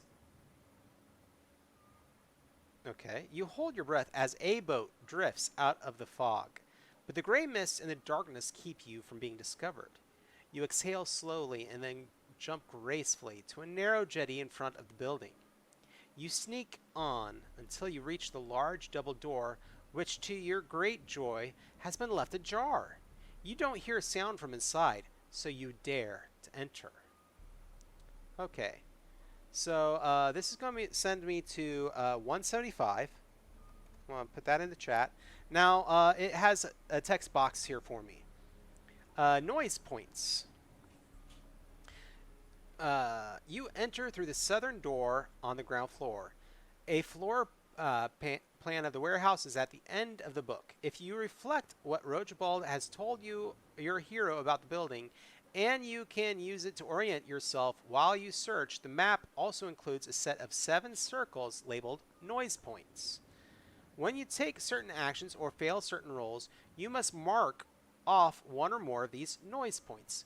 When all the circles are full and you must cross off yet another noise point, turn to section 127, regardless of what else happens in the section you are reading. Okay, so give me a second. I actually, when I first started thinking about doing this show, I printed out a whole bunch of sheets, and let me just grab that one. So this one moment.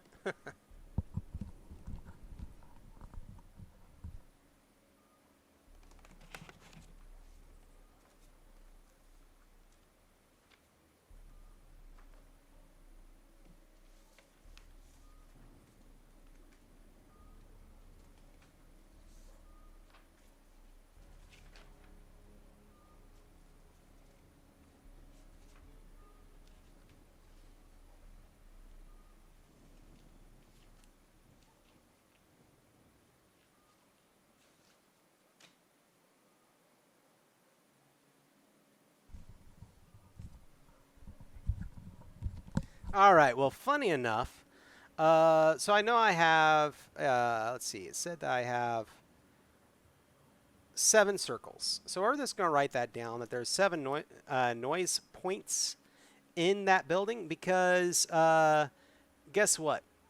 My printouts of this does not have the. It said it's in the back of the book. I have my sheets printed out. And it's not in the back, or it's not at least in the sheets that I had printed. These things happen. We keep moving on. We know we have 7 noise points. But in the meantime, we're going to page 175. All right.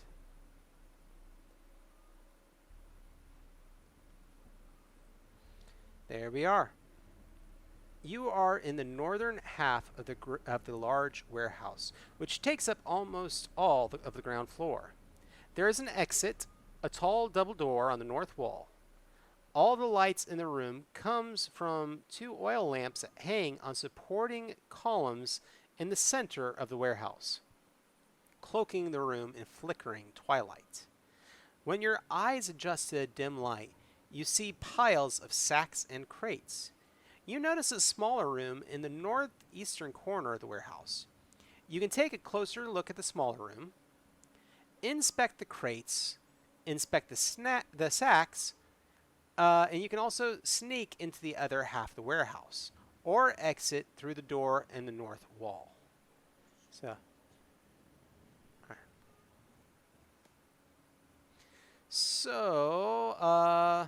what do y'all think on that one? You think I should go for the smaller room, which kind of is where I'm leaning. Inspect the crates or the sacks? Sorry, guys, 1 second.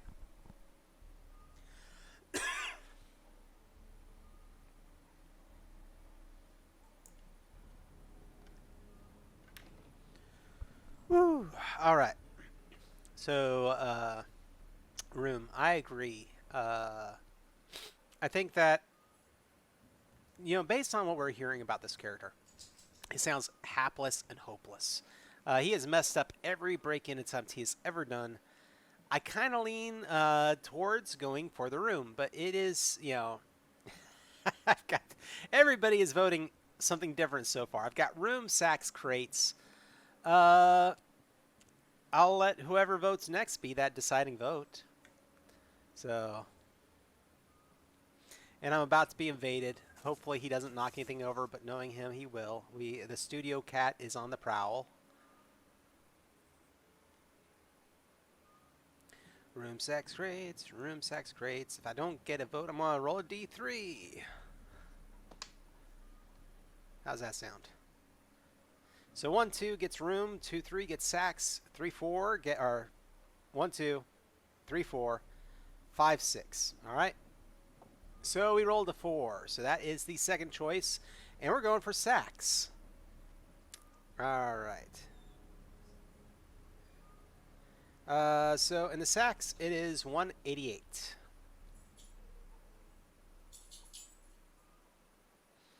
You kneel down in front of one of the linen sacks and start working on the rough rope that ties it shut. It takes you a long time to undo the knot, but when you finally succeed, when you open the sack, woolen fluff flies everywhere, spreading quickly around the room and tickling your nose. Make a self-control, ignore disturbances check. And this is Courage, Courage, Con. So, let's see. Self-control. My self-control is a 6. So, Courage, Courage, Con, I have 6 points I can use on the score. Courage is a 10, and Courage is also, I believe we said the red dice, because that made sense. Alright, here we go. What was that? I knocked it over. Hold on. Sorry, guys. I'm doing it all by watching the camera. So that is a 2. So first courage check is a success. Unlike D&D, so in this game we're rolling under the my skill, or not my skill, my attribute. I then can spend the skill points to lower the test if I go over. So on my second roll with courage, I roll a 4. So far, so good. I've passed both those parts of the test. The final part of this test is a con. So Constitution is going to be my white dice. I have a 12 in that one. So there we go. And that is a 4. So hey, all successes. We passed it all. So we turn to page 109 for passing. I'm guessing that if I had failed, I would have had to mark off the sound points. But so page 109.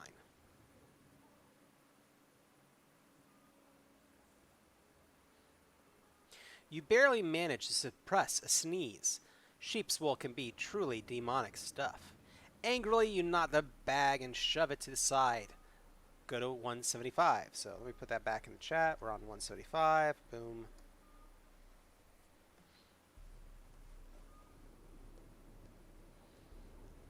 All right. 175. There we go. You are in the northern half of a large warehouse which takes up almost all of the ground floor. There is an exit, a tall little door on the north wall. All the light in the room comes from 2 oil lamps there. Okay, so we're essentially rereading the previous entry, which I should have just looked back at the chat and known. Our choices are going to be, again, small room, sacks, which we've already done, crates, southern half of the warehouse. So, again, I still want to go to the room, but chat, did you want me to check those crates? Yeah, I got a request for crate. I got a producer yelling at me, check the crate. All right, so 64 it is. I agree, Jessica. Why won't they listen to us? Check those crates. All right. So, yep. 64 it is.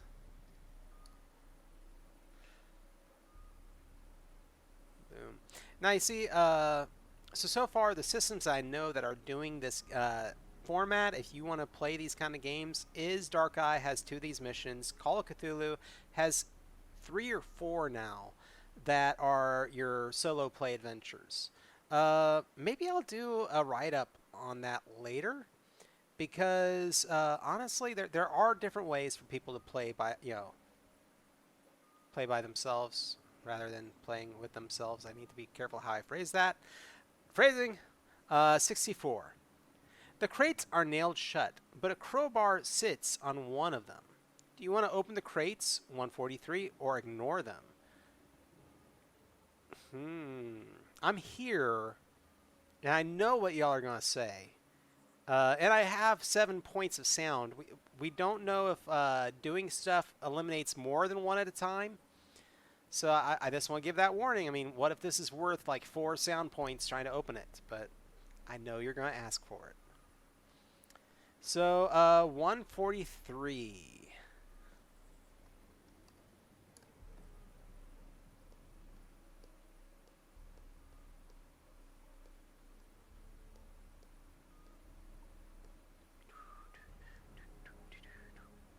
43. There we go. Oh, I didn't have to roll anything. The lid opens with a loud creak. Startled, you look around, but nobody comes to investigate. The chest contains simple bolts of linen. Stealing linen does not seem very interesting, so you close the lid as quietly as possible and record 1 noise point. So that's 1 down. So okay, we're not losing multiple points, we're only losing 1 at a time. But that sends us back to 175 where we were before, which means that we check the room or we go to the southern end of the warehouse. So I'm guessing room at this point. Since both me and Jessica have both been saying in chat, let's go to the room. So, okay, room it is. 126.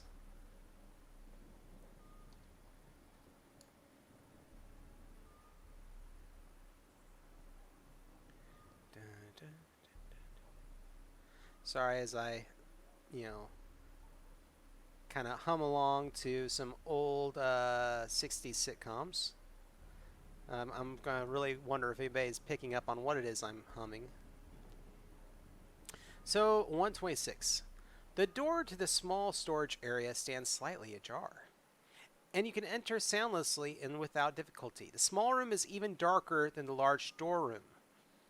You can make out the silhouette of a desk to your right, and what looks like several long poles to your left. You take a moment to figure out that the poles are boat hooks. Near the poles, you find several long ropes and 2 carefully folded nets. This stuff reminds you of a painting you once saw of a gladiator from Al-Afan Arena. He was dressed like a fisher, armed with spears and nets and fighting a wild beast. How skillfully would you fight, armed like that? You push the thought away. The poles are too long and the net too awkward to be of any use to a burglar. You open the desk and find only a small closed inkwell, 2 long quills, and half a dozen sheets of parchment. You take everything in the desk, pack your loot neatly away, and sneak back to the warehouse. Cool, so I have some ink and some paper, it looks like. Yeah, there you go. Somebody actually knows it.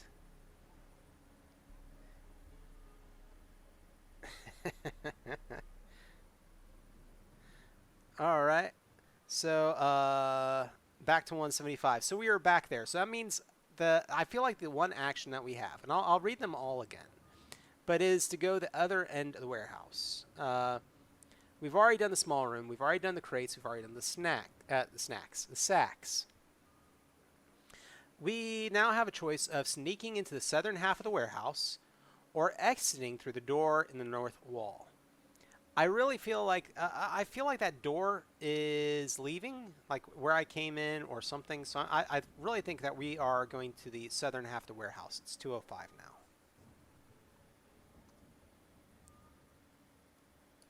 Which is really interesting because how would you eliminate all those points so far? I mean, there's got to be a lot more to do in this warehouse to lose all those sound points. So, 205. You sneak quietly into the southern half of the warehouse. Make an intuition check. Okay. So intuition is one of my skills. It is done with a green dice, which is this one. And intuition is a 14. True. Yeah, if I had sneezed, I probably would have lost some. So that looks pretty good. That is a 7. So I make my intuition check, and I succeed. So, turning to page 80.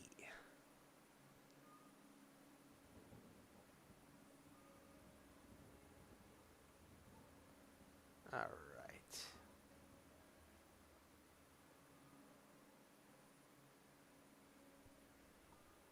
All right, here we go.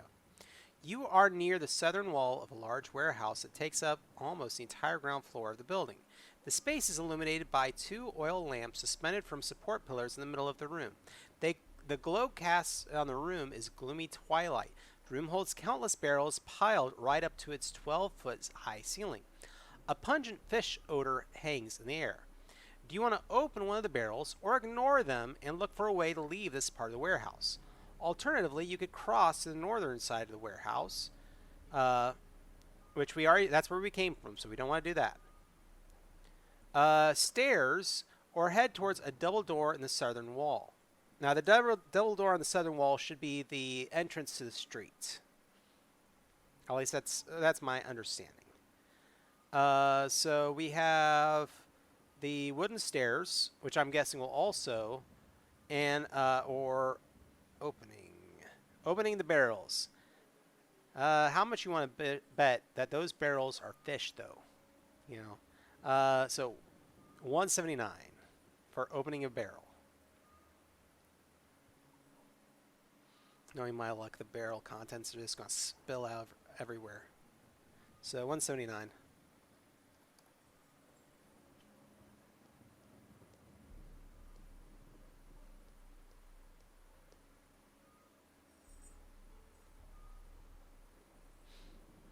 All things considered, even with a few, let's see, they're just fish and you know it, or blood. Probably both. All things considered, so far with this adventure, I still am very happy with it, because when I think about some of the issues that we had with, Alone Against the Frost, now that adventure was written almost 40 years ago, but still. All right, so 179.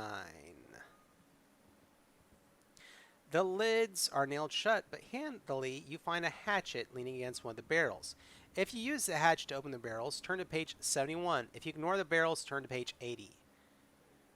Are y'all going to make me use a hatchet on the barrels? This is a flashback, so we know I make it out. Yeah, I'm going to make it out, but I'd like to make it out and have the papers in hand. That, to me, would be cool. Yeah, I gotta move on. I kind of agree. I don't want to mess with the barrels. Should have kept the crowbar if I had the option. So, all right. This thief stinks. Yeah, I mean, thieves are usually have a certain degree of kleptomania, where they would, at least most thieves I've seen in games, it's like, oh, there's an unattended crowbar. Oh, there's a hammer. You know, there are some buttons. I don't know if I need them yet, but I will. So I'm going to ignore the barrels. Anybody, so far I've got one. A vote for that, so I'm going to go for that. 80. So put that in the chat.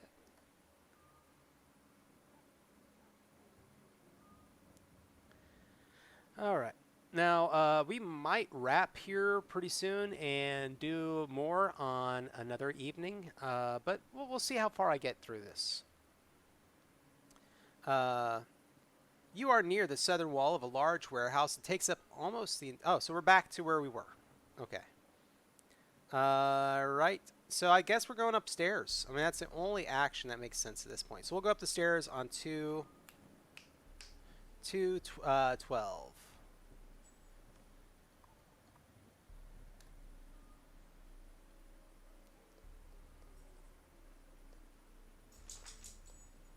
So up the stairs I go. All right. The wooden stairs are made out of broad planks nailed to simple wooden frames. You believe they are sturdy enough to carry heavy loads, though not without creaking. Do you climb them or do you stay on the ground floor? I mean, we're going up. Yeah, we're going up. So 97.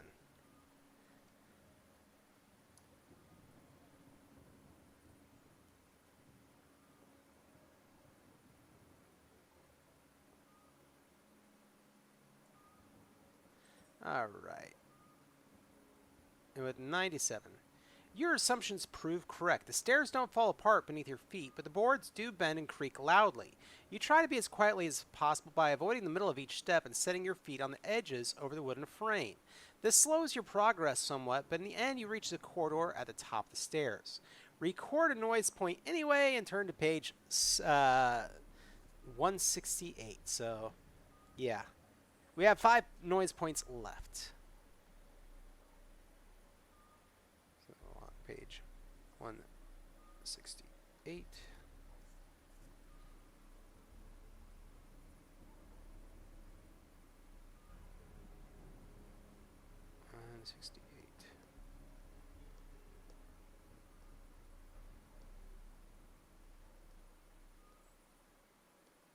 All right, there it is.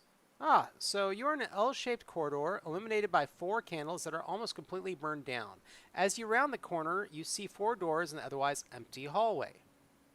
The doors lead northwest, northeast, and southwest and southeast.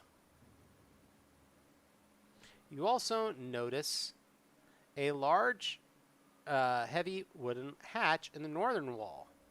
Of course, you can also return to the ground floor via the creaking staircase. All right. We'll probably, I think I'm going to push on just for about another 10-15 minutes, and we'll decide if we're going to end it here and do another episode. We do this game every week on Tuesday nights, and so I'm impressed with the length of this one. Some of the games that we played with this so far have been kind of short. But this one, and I believe the one that Roxy's looking at doing next, are campaign length so far. It feels good. But so, honestly, I've got 4 doors and a hatch in the northern wall. So we'll go ahead. We'll do 1 or 2 doors, and I've got my points recorded, and we'll go from there for the next game. So. What do y'all think? Which doors do y'all want to do? Northwest, northeast, southwest, southeast, or the hatch?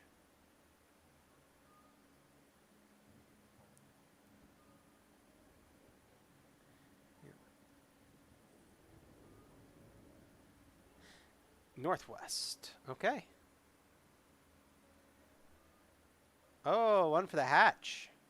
So northwest or hatch. I'm going to limit the... Or actually, you know what? Kane's daughter? Or Kanye. Kanye's daughter.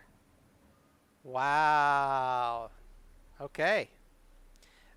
We'll go ahead, and since I've got 2, I got 2 votes right off the bat for Northwest and the hatch. We're going to start with the Northwest door for our first door, hatch for the second door, and then we'll go ahead and end for the night. All right. So let's go ahead and do door 133.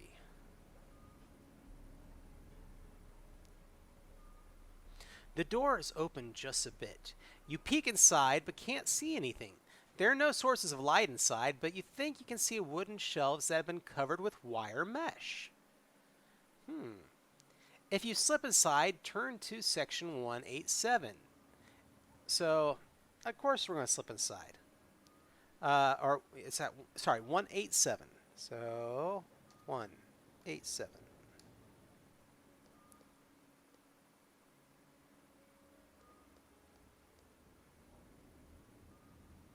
You push yourself quickly into the room. There's enough light to take a closer look at the shelves. The whole room is stacked with crates that contain live chickens. Be careful if they notice you. Too late, the birds wake up and cluck loudly.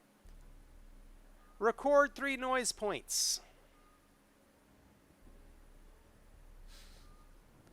Wow, so those are the shelves covered in wire. They were crates of chickens.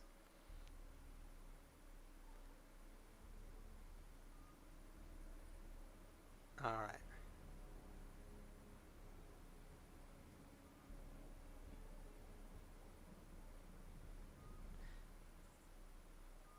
So we can either go to 156 and keep looking and hope that the chickens will calm down, or get out of it here.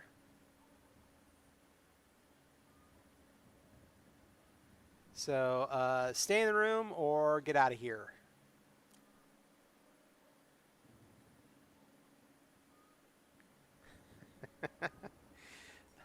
I do not regret not opening the barrels. I feel like this is the most hapless, horrible thief ever, and you can't tell me I'm wrong.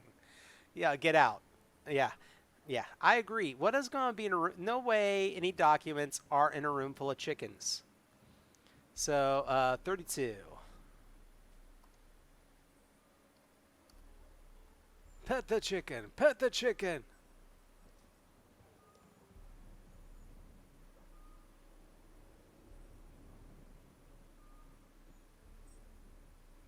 And chicken owns to be a dime. What a lame-o.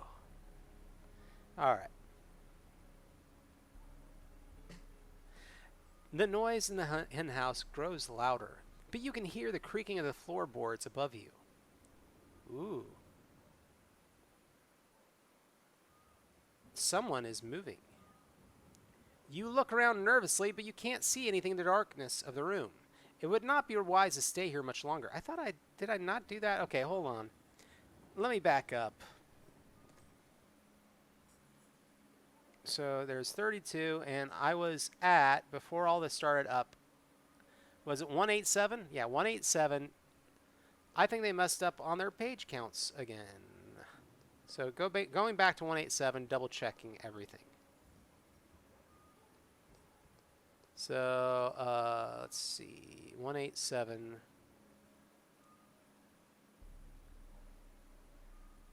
You could okay. So I went to the wrong page. We need to go 156. Okay, there we go.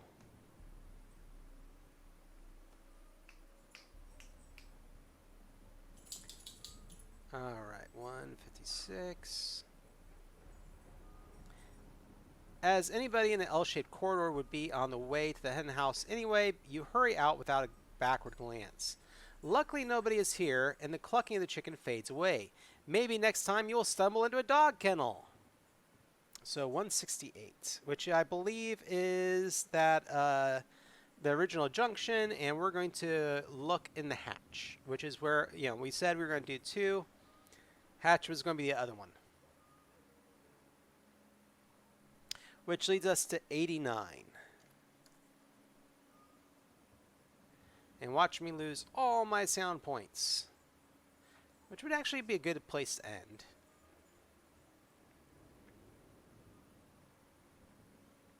Okay. Even though you do your best to open the wooden hatch that extends from the ceiling to just above the floor, you manage to push it open with only about a thumb's width. Through the crack, you can see water flowing gently by, about 18 feet below you. Okay, hold on, let me reread this.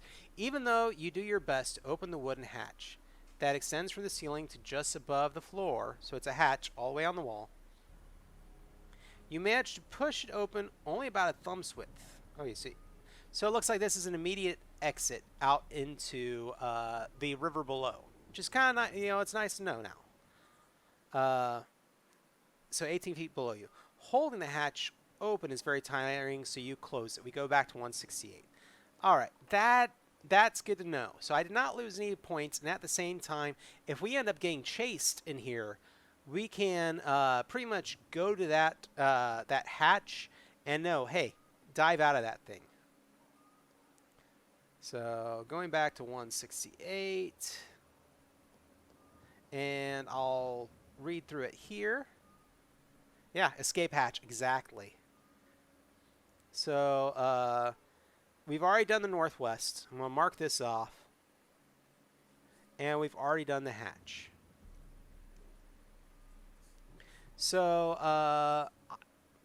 I'm going to go ahead and say our doors that we have left are the northeast, the southwest, and the southeast. And so we're going to go ahead and I'm going to be sure I write down the exact entry number. So when we return next Tuesday, we will be at this entry deciding which of these doors we're going to go through next. Hopefully y'all can come back and join us. I'm really curious with this adventure. Now, those of you who are joining us, again, this is the Dark Eye. The Dark Eye is a fantasy world, fantasy game made in Germany. There are, I think, 7 different books, 7 different RPGs that are computer-based RPGs. And then there are, like, if you've ever heard of Drakengard, Drakengard is a part of the world of the Dark Eye. And these are all computer games that you can play and buy on Drive-Thru RPG. But they have novels and everything else, and those are great ways to get an introduction into this world. There is also another one of these one-shot adventures, these solo adventures with one player, no GM, that we will be doing as well eventually, and it's called The Conspiracy of Mages. It has a very Dragon Age kind of feel to it, so I'm really looking forward to that one. I think Roxy's going to play that one. But for now, next Tuesday, we're going to come back and we're going to redo this game. I really want to give a huge shout out to everyone who showed up in chat tonight. We had huge numbers coming in, so thank you very much. People that I immediately recognize. Thank you, Jessica, for your first time coming and visiting us. David, Sean, Steven, Roxy. I also saw that we had Matt in the chat briefly and a few others. If I missed your name, I'm so sorry tonight. But thank you all for coming. Oh, goodness. And, thank you so much to, sorry, going back through the chat here. Yeah, but thank you all so much for coming in. And, 7 o'clock, Tuesday nights. We play this every Tuesday. Thank you all again. See you all then.